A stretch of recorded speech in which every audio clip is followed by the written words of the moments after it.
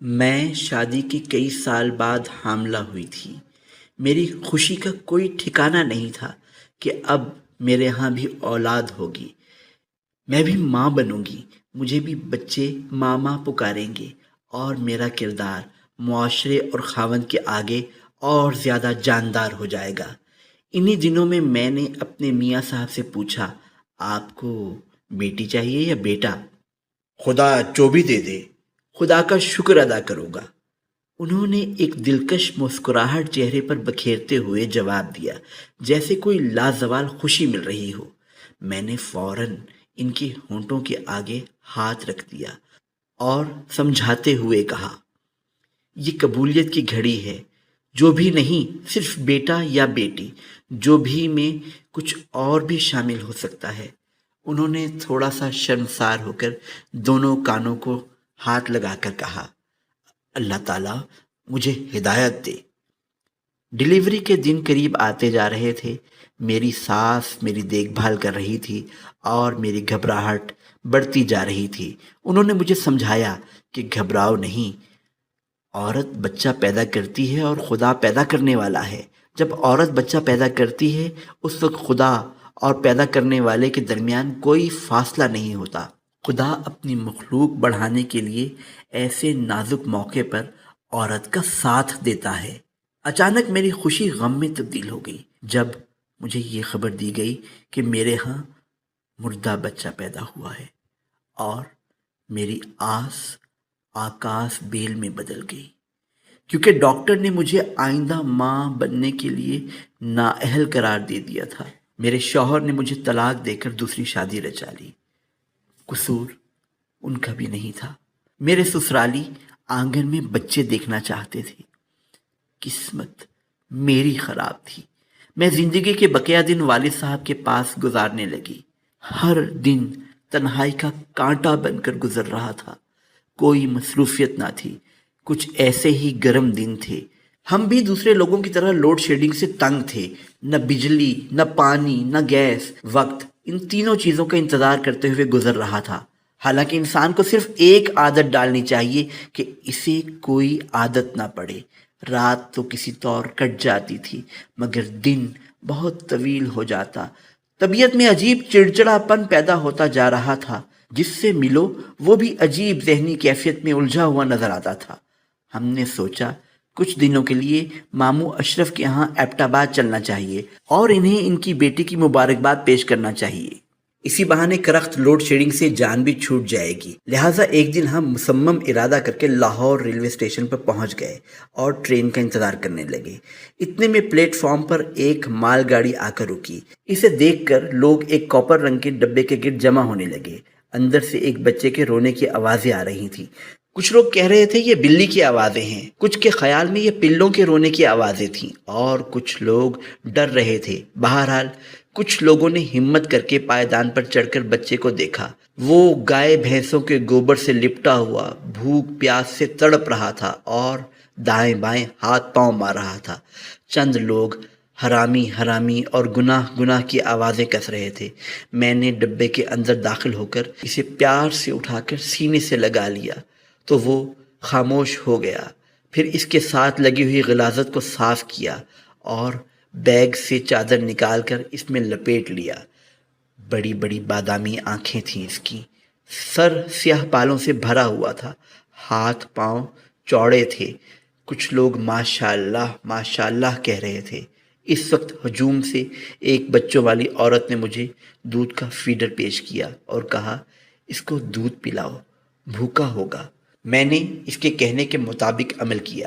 اتنے میں پولیس آ گئی۔ انہوں نے کہا، بچے کو لے کر تھانے چلو۔ میں نے ابا جی سے گڑ گڑا کر فریاد کرتے ہوئے، ابا جی یہ لاوارث بچہ ہے، مجھے گود لے دیں، میں پالوں گی اسے۔ بیٹی کل کو اس نے جوان بھی ہونا ہے، ہم اس کو کیا بتائیں گے کہ اس کے والدین کون تھے؟ پھر یہ بھی ہو سکتا ہے کہ اس کے وارث اسے ڈھونڈ لیں اور مانگ لیں، ہمارے لیے بڑے مسائل کھڑے ہو جائیں گے۔ تم اس کے ساتھ دل نہ لگاؤ بلکہ پولیس کے حوالے کر دو، وگرنہ ہم کسی مصیبت میں پھنس جائیں گے۔ ابا جی نے مجھے سمجھاتے ہوئے کہا، ابا جی ابا جی کوئی نہیں آئے گا، یہ لاوارث بچہ ہے، اگر اس کو کسی نے رکھنا ہوتا تو اس طرح گندگی میں نہ پھینکتا، میں نے فریاد کرتے ہوئے کہا۔ بہرحال میری منتیں اور التجائیں سن کر وہ راضی ہو گئے اور پولیس کے ساتھ تھانے پہنچ گئے۔ میں نے ممتا بھرے لہجے میں ایس ایچ او سے کہا، میں بے اولاد ہوں، اس بچے کو گود لینا چاہتی ہوں، اس کا کوئی وارث نہیں۔ ایس ایچ او نے مجھے بہت سمجھایا، بی بی یہ بڑی ذمہ داری کا کام ہے، کل کو اگر آپ کو خدا نے اولاد دے دی تو آپ اس لاوارث بچے کو چھوڑ سکتے ہیں اور یہ بچہ دوسری بار احساس محرومی کا شکار ہو جائے گا۔ بہتر یہی ہے کہ اس بچے کو یتیم خانے میں جمع کروانے دیں، وہیں پل بڑھ کر جوان ہو جائے گا۔ ابا جی نے میری سابقہ صورتحال ایس ایچ او کے آگے بیان کر دی تو وہ بچہ دینے پر راضی ہو گیا۔ ابا جی نے اسی وقت ایک ملازم کو پیسے دے کر مٹھائی منگوائی اور سٹاف کو کھلائی۔ سب نے مجھے مبارکباد پیش کی اور کہا کہ اس کا نام عطا اللہ رکھو، کیونکہ یہ اللہ نے مجھے معجزانہ طور پر عطا کیا ہے۔ میں نے عظیم جذبے کے تحت فیصلہ کر لیا کہ اس بچے کو پال پوس کر جوان کروں گی تاکہ مالک کائنات مجھ سے راضی ہو جائے۔ عطا اللہ نے ابتدائی دنوں میں ہی مسکرانا شروع کر دیا تھا۔ مسکراہٹ سے اس کا چہرہ کھل کر چڑھتے سورج کی رنگت جیسا ہو جاتا تھا۔ دیکھنے والے مبارکبادیں پیش کرتے ہوئے کہتے تھے، لڑکے نے چھلے میں ہی مسکرانا شروع کر دیا، یقیناً بڑا ہو کر ہنسی کی پٹاری بنے گا۔ وہ جلدی سے بڑا ہونا شروع ہو گیا تھا۔ دوسری بار کپڑے پہناؤ تو چھوٹے ہو جاتے تھے۔ عادتیں پتہ نہیں کس پر جائیں گی جو مسکراتا رہتا ہے۔ ہاتھ پکڑنے کے لیے بڑھاؤ تو گلے لگ جاتا ہے۔ سیر کرنے کے بہانے ڈھونڈتا ہے۔ خود ابھی بولنا سیکھ رہا تھا کہ دوسرے بچوں کی باتوں کا توتلی زبان میں ترجمہ کر کے بتا دیتا تھا۔ اسکول جانا شروع ہوا تو ایک بار سنا سبق اس کو ازبر ہو جاتا۔ ناز برداریاں اس حد تک اندر چھپی ہوئی تھیں کہ اپنا الگ صابن رکھتا، جیب میں ہر وقت رومال رکھتا، کپڑے بدلے جاتے تو استری اور جوتے پالش ہونے کا خیال بھی رکھتا۔ جیسے قد بڑھتا جا رہا تھا ویسے ہی حسن بھی بلند ہوتا جا رہا تھا۔ میں اپنا تمام پیار اس پر نچھاور کر رہی تھی کہ میں ہی اس کی حقیقی والدہ ہوں، اس کی بہترین پرورش کر رہی تھی، اس کو اچھی اچھی باتیں سکھا رہی تھی۔ جوانی میں اس کے چہرے سے ذہانت ٹپکتی تھی اور اس کے کہکہوں کی آوازیں سننے والوں کی پسلیاں دوہری ہو جاتی تھیں۔ اس کے کہکہے سن کر لوگ غم بھول جاتے تھے۔ واقعی اچھا کہکہا وہ ہوتا ہے جس کو سن کر جسم میں گدگدی ہونے لگے۔ چھوٹے لوگوں میں اس کا دراز قد کیکٹس کے پودوں میں ایروکیریا کے درخت کی طرح لگتا تھا۔ اس کے حسن کا جواب پورے علاقے میں نہیں تھا۔ اسے دنیا میں دو ہی کام تھے، کہکہے لگانا اور سوچتے رہنا۔ جو لوگ اسے کہکہے لگاتے ہوئے دیکھتے کہتے اس کے اندر غم چھپے ہوئے ہیں، اور جن بے وقوفوں کے آگے وہ بہت گہرائی کی باتیں کرتا کہتے اسے پاگل پن کے دورے پڑتے ہیں۔ جو لوگ اس کو بیک وقت کہکہے لگاتے اور سوچتے ہوئے دیکھتے کہتے زندہ دل شخص ہے، اس کے ذہن میں عظیم خیالات جگہ بناتے جا رہے ہیں، وہ کسی نہ کسی چیز پر تحقیق کرتا رہتا تھا۔ میں نے اسے ایک ہی بات سمجھائی تھی کہ وہ خلق خدا کے کام کر کے عظیم انسان کہلائے۔ عطا اللہ نے چھت کے ایک چھوٹے سے کمرے میں سائنس لیبارٹری بنائی ہوئی تھی۔ وہ اور اس کا دوست عظمت کئی گھنٹے لیبارٹری میں بیٹھے ہلکے بھاری پانی پر تجربات کر کے بجلی کا کوئی آلہ بنانے کے بارے میں تحقیق کرتے رہتے تھے۔ میں عظمت سے اس کی دوستی کی وجہ سے کافی بے فکر تھی، کیونکہ وہ ایک ہونہار لڑکا تھا۔ ہمارے سامنے ایک گھر کافی عرصے سے خالی پڑا ہوا تھا، ایک دن فروخت ہو گیا اور وہاں ایک چھوٹی سی فیملی آ کر آباد ہو گئی۔ اس خاندان میں ایک لڑکی مسرت بھی شامل تھی۔ میں کئی دنوں سے دیکھ رہی تھی کہ عطا اس لڑکی میں دلچسپی لے رہا تھا۔ عطا کو آہستہ آہستہ مسرت کے سراپے سے پیار ہو گیا۔ وہ مسرت کو دیکھ کر ساکت بت کی طرح کھڑا ہو جاتا۔ مسرت پری چہرہ دوشیزہ مجسم تھی، وہ بھی حسن میں اپنا ثانی نہیں رکھتی تھی۔ وہ اپنے سرخ رخساروں پر لٹیں لٹکائے اس کے سامنے آ کر کھڑی ہو جاتی تھی۔ عطا مسرت کی چنچل اور شوخ اداؤں کا اسیر ہوتا گیا۔ موسم بہار کے کھلے ہوئے پھولوں جیسا رنگ تھا اس کا، بڑی دھوکہ باز کشش سے بھرپور شکاری آنکھیں تھیں اس کی، گلابی رنگ سے بے انتہا محبت کرتی تھی۔ کپڑے، جوتے، پرس، چوڑیاں، میک اپ کٹس، کمروں کے پردے سب گلابی رنگ کے استعمال کرتی تھی، جبکہ کتابوں پر کور بھی گلابی رنگ کا چڑھاتی تھی۔ نزدیک کی نظر کمزور ہونے کی وجہ سے اینک کا فریم بھی گلابی رنگ کا استعمال کرتی تھی۔ کبھی کبھی تو وہ کوئی ماورائی مخلوق معلوم ہوتی تھی، مگر پاؤں بے حد کھردرے تھے، شاید انہیں بنانے سنوارنے پر توجہ نہیں دیتی تھی۔ عطا اور مسرت کئی مہینوں تک ویب کیم پر ایک دوسرے کو دیکھتے رہے اور چھپ چھپ کر ایک دوسرے سے ملتے رہے۔ دونوں ایک دوسرے سے دور رہنا نہیں چاہتے تھے۔ ایک رات میں عطا کے کمرے میں کھانے کی ٹرے لے کر گئی۔ وہ سینے پر کاپی رکھے، آنکھیں بند کر کے گہری سوچوں میں گم بیڈ پر لیٹا تھا۔ میں نے اس سے باز پرس کرتے ہوئے پوچھا، تم سارا دن مسرت کے خیالوں میں کھوئے رہتے ہو، رات کو سوتے بھی ہو کہ نہیں؟ اگرچہ وہ میرا بیٹا تھا مگر مجھے اپنا دوست سمجھتا تھا، لہٰذا وہ رازداری والے باتیں مجھے بتانے میں خوف محسوس نہیں کرتا تھا۔ اس نے بڑا پیارا جواب دیا، ماں جی، نیند میں پیار کا بھی اپنا ہی مزہ ہے اور اجالے کا الگ سرور۔ جب مسرت میرے خیالوں میں پھول بن کر مسکراتی ہے تو میرا ذہن تر و تازہ ہو جاتا ہے اور میں اس کے پرمسرت چہرے کے آگے شرما جاتا ہوں۔ کبھی کبھی وہ شرارتی آنکھوں سے بازو کھول کر شرارتیں کرتی ہے اور بہکی بہکی چالیں چلتی ہے تو میرا دل اس کی خوشبوؤں سے معطر ہو جاتا ہے اور خوشی سے دل میں کہکہے پھوٹنے لگتے ہیں۔ جب نظریں جھکا کر باتیں کرتی ہے تو مجھے اس کی مترنم آنکھوں میں ڈوبتے سورج کا گمان گزرتا ہے۔ وہ پرکشش نظروں سے پیار لیے خوشبوؤں کی طرح ہر وقت میرے محور میں گردش کرتی رہتی ہے۔ وہ اس قدر خوبصورت ہے کہ اس کا حسن ہر حسین چیز سے زیادہ حسین ہے۔ کیا تمہاری مسکراہٹیں اور کہکہے بھی اس پر کچھ اثر انداز ہوتے ہیں؟ میں نے دلچسپی لیتے ہوئے پوچھا۔ میری مسکراہٹیں اور کہکہے فرضی ہیں ماں جی، مجھے اس کا چہرہ ستاتا ہے، میری اس سے شادی کروا دیں۔ میں نیند میں بھی تڑپتا ہوں، کسی پل قرار نہیں آتا۔ کبھی کبھی اس سے دوری کے غم میں میرے دل میں رونے کی شدید خواہش جاگ اٹھتی ہے کہ کہیں اس کو مجھ سے کوئی چھین نہ لے۔ عطا نے آزردہ لہجے میں جواب دیا۔ میں نے احتیاطاً پوچھا، اگر وہ نہ ملی تو تم کیا کرو گے؟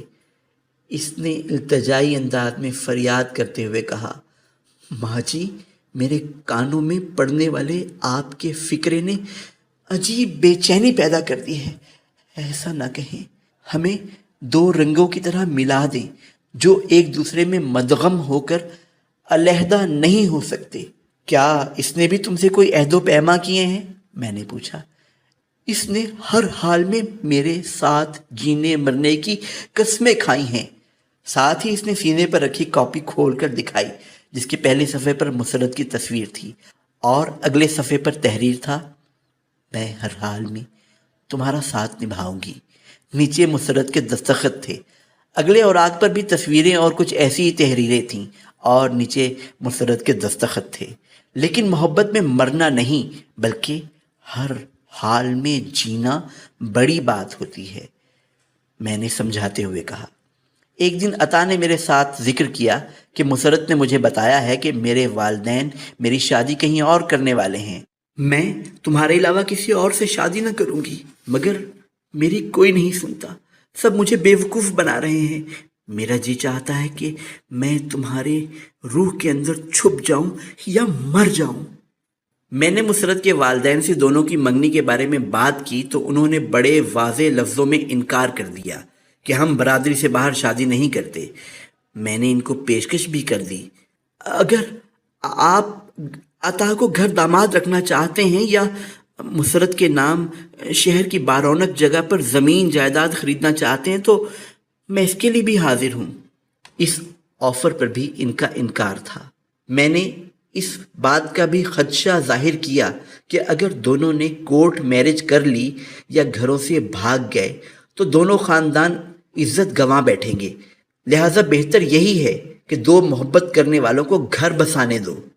ویسے بھی ان کی محبت اب کوئی راز نہیں، دونوں کی محبت کے قصے زبان زد عام ہیں، اور عشق کا بھوت خود ہی چڑھتا ہے خود ہی اترتا ہے۔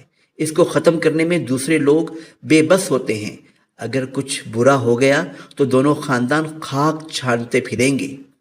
بہرحال وہ اس بات پر راضی ہو گئے کہ پہلے مسرت کے نام کوئی جائیداد خریدی جائے۔ چند دن بعد میں نے مسرت کے نام ایک مکان خریدا اور شادی کی تاریخ پکی ہو گئی۔ ایک دن مسرت کی والدہ یعنی میری سمدھن بڑی گھبرائی ہوئی آئی اور مجھ سے رازدارانہ انداز میں پوچھنے لگی، بہن برا مت ماننا، مجھے لڑکے کے بارے میں کچھ معلومات حاصل کرنی ہے۔ آپ لڑکے کا حسب و نسب بتائیں، یہ لڑکا کون ہے، اس کا آپ سے کیا رشتہ ہے، اس کے باپ کا کیا نام ہے۔ میں اس کی باتیں سن کر پریشان ہو گئی اور حقیقت کو چھپانے کی کوشش کرتے ہوئے کہا، آپ کو کسی نے بہکانے کی کوشش کی ہے، مگر وہ بضد تھی کہ میں عطا کے باپ کے بارے میں جانے بغیر اپنی بیٹی کی شادی اس سے نہیں کروں گی۔ میں نے اس سے سوال کیا، آخر سارے معاملات طے ہونے کے باوجود تمہیں یہ خیال کیوں پیدا ہوا؟ میرے ذہن میں موجود تھی لیکن کلیئر کرنے کا موقع نہ مل سکا، اس نے جواب دیا۔ میں اس کی بات سن کر کچھ دیر خاموش رہی، میری کچھ سمجھ نہیں آ رہا تھا کہ اسے کیا جواب دوں۔ سچ کہوں تو رشتہ توڑ دیں اور جھوٹ بول کر اپنے ضمیر پر بوجھ نہیں ڈالنا چاہتی تھی۔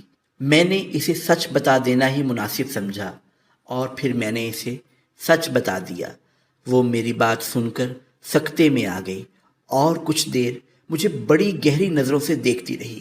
میں نے اس کے چہرے کے بدلتے رنگ اور کیفیت دیکھ کر اس سے پوچھا، تو کیا میں یہ سمجھوں کہ میں بات کرتے کرتے رک سی گئی۔ اس نے میرا ادھورا جملہ سنا جیسے سکتے کی کیفیت سے باہر نکل آئی ہو۔ نہیں بہن، وہ نہیں جو تم کہنا چاہتی ہو۔ میں نے پوچھا، کیا وہ نہیں؟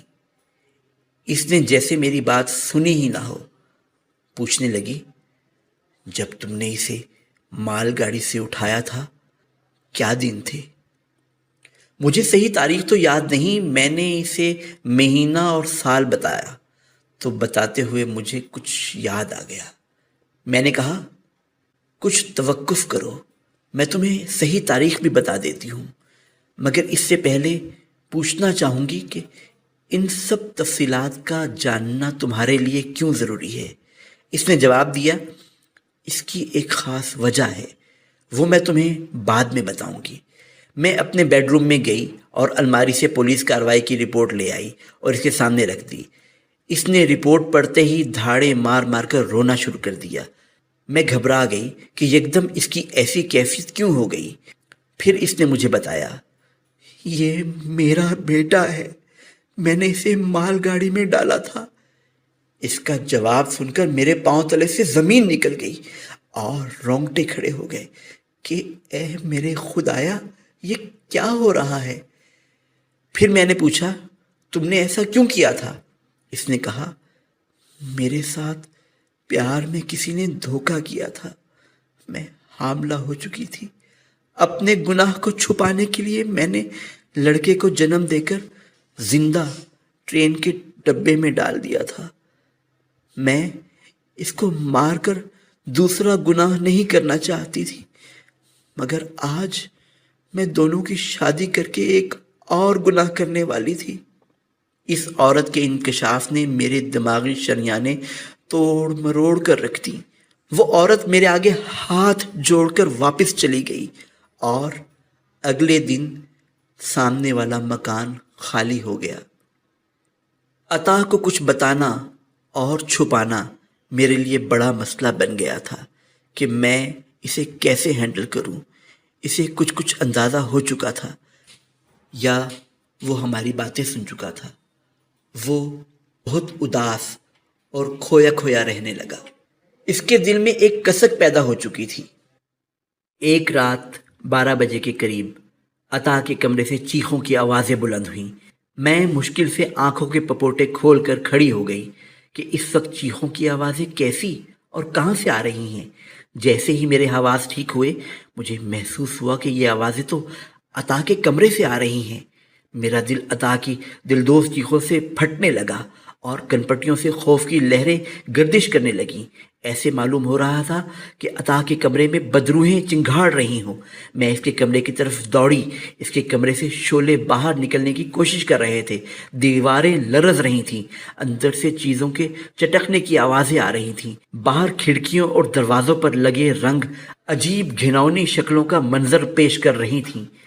میں نے حیرت اور کشمکش میں دروازہ کھولنے کی کوشش کی تو ناکام رہی۔ آخر ایک بھاری کرسی اٹھا کر میں نے دروازے پر دے ماری اور ایک دھماکے کی آواز سے کھل گیا۔ کچھ شعلے اور دھواں میرے جسم سے ٹکرائے۔ میرا چہرہ تھوڑا جھلس گیا۔ سامنے عطا تڑپ رہا تھا اور آگ کے شعلے سانپوں کی شکل میں اس کے چاروں طرف لہرا رہے تھے۔ میں واپس مڑ کر ایک کمبل لانے کے لیے بھاگی اور واپس آ کر جلدی سے اس کے جسم کو کمبل میں لپیٹ لیا اور وہ ایک دودھ پیتے پیاسے بچے کی طرح میرے جسم سے چمٹ گیا اور دھاڑے مار مار کر رونے لگا۔ میں نے اس کے پردرد آنسو صاف کیے اور تسلیاں دیں۔ تمہیں کچھ نہیں ہوگا، تمہیں صرف میرے لیے جینا ہے۔ وہ ایک ہی بات دہرائے جا رہا تھا، میں مرنا چاہتا ہوں۔ اچانک عطا میری طرف ایسے دیکھنے لگا جیسے یہ اس کی آخری سانسوں کا وقت ہو۔ میں اس کے جسم سے لپٹی ہوئی تھی اور کوشش کر رہی تھی کہ اس کی ساری تکلیف کو اپنے اندر جذب کر لوں، لیکن تکلیف زدہ انسانوں کو بھی اس وقت تک موت نہیں آ سکتی جب تک ان کا رزق کرۂ ارض پر موجود ہو۔ اس کے کپڑے جل چکے تھے اور آنکھیں بجھنا شروع ہو چکی تھیں۔ اس کے نہ مانگنے پر بھی میں نے اس کو پانی کا گلاس پیش کر دیا جو اس نے پیا اور آدھا کر گیا۔ میں نے فوراً گاڑی نکالی اور اس کو ہسپتال لے کر بھاگی۔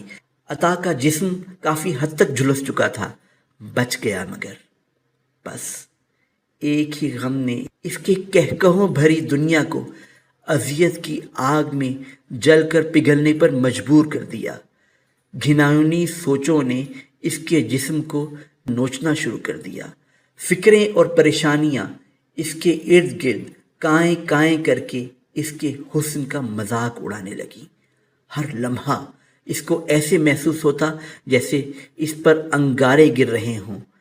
زندگی بچ گئی مگر گردن کے پٹھے سکڑ کر ایک جگہ جم گئے۔ دونوں کندھے ہلائے بغیر مڑ نہیں سکتے تھے۔ کمزوری اور نکاہت میں دوا اور کھانا بھی میں اس کو کھلاتی۔ اس کے روز بروز گرتی صحت دیکھ کر میں بھی دماغی پریشانیوں میں مبتلا ہو گئی۔ پہلے وہ تھوڑا سا پاگل ہوا، پھر زیادہ ہو گیا، آہستہ آہستہ مکمل سے بھی زیادہ۔ اس کے دماغ کا کچھ حصہ مر گیا مگر جسم پورا زندہ تھا۔ اپنی طرف سے دنیا میں وہ تھا اور اس کی تنہائی۔ ایک پاگل درد اس کے اندر بس گیا تھا۔ دنیا اس کو خالی خالی لگنے لگی تھی اور وہ خلاؤں کو گھورتا رہتا یا خود کلامی کرتا رہتا یا کسی بھی کپڑے کو پکڑ کر گانٹھیں مارتا رہتا جیسے اپنی طرف سے کسی کی گردن مروڑ رہا ہو۔ بعض اوقات وہ کولہو کے بیل کی طرح ایک ہی جگہ گھومتا رہتا۔ آہستہ آہستہ اس نے چیزوں اور لوگوں کو نقصان پہنچانا شروع کر دیا۔ بچوں کے لیے تو وہ اچھا خاصا تماشا بن گیا۔ وہ اس کو پاگل پاگل کی آوازیں کستے۔ اب میرے لیے اس کے سوا کوئی چارہ نہ تھا کہ میں اس کو پاگل خانے لے جاؤں۔ آخر پاگل خانے میں رہنے والے بھی تو کسی کے بیٹے، کسی کے بھائی، کسی کے باپ ہوتے ہیں۔ آج میرا راج دلارا، میرا عطا پاگل خانے میں ہے۔ پتہ نہیں کون سے ایسے حساب ہیں جو وہ کرتا ہی چلا جاتا ہے مگر نہ اس کے حساب ختم ہوتے ہیں اور نہ ہی وہ خلاؤں میں سندیسے بھیجتے تھکتا ہے۔